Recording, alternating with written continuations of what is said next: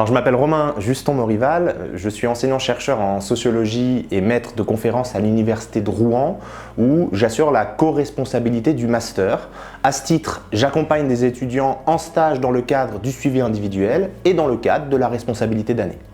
Par ailleurs, nous travaillons depuis l'année dernière avec le bureau d'aide à l'insertion professionnelle de l'Université de Rouen sur l'insertion professionnelle en général et sur la qualité des stages en particulier. Et cette recherche, elle a profondément transformé mon rapport au suivi des stages, notamment grâce aux résultats mis au jour par les étudiants dans leurs enquêtes. Avant le stage d'abord, je connais les secteurs professionnels, voire quelques entreprises au sein desquelles il serait pertinent, au regard de la formation que je dispense, d'orienter mes étudiants. Une fois que l'étudiant a trouvé un stage, je me mets en contact avec le tuteur référent désigné par l'organisme d'accueil pour échanger sur les objectifs et sur les missions principales de l'étudiant. Ce qui constitue vraiment l'enjeu principal pour moi, que les missions soient ajustées à la nature de la formation et au niveau universitaire du stagiaire. Alors si l'article D124-3 stipule de ne pas suivre simultanément plus de 24 étudiants en stage, à l'Université de Rouen, au master de sociologie, on s'astreint à en suivre 3 ou 4 par personne et on coordonne l'attribution des directions de mémoire entre nous suivant un principe d'égalité.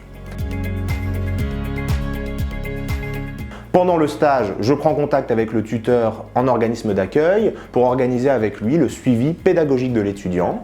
Au début du stage, j'adresse un mail à l'étudiant pour savoir si son intégration s'est bien passée, puisqu'on sait que l'arrivée en stage est décisive souvent pour la suite de celui-ci.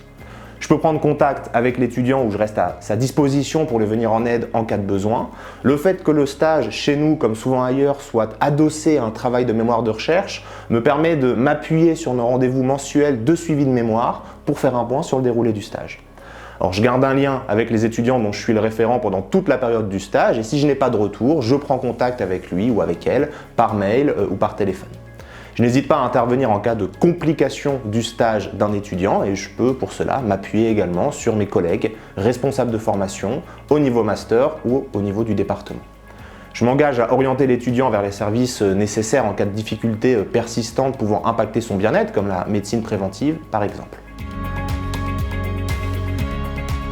Enfin, après le stage, je conserve une trace des organismes d'accueil qui ont su offrir les meilleures conditions de stage aux étudiants de façon à pouvoir créer un réseau susceptible d'accueillir d'autres étudiantes à l'avenir.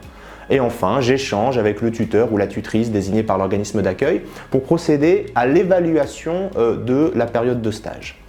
Depuis l'année dernière, justement, au master de sociologie, on a formalisé les évaluations du point de vue des tuteurs et des tutrices et on travaille cette année à une procédure analogue du point de vue des étudiantes et des étudiants.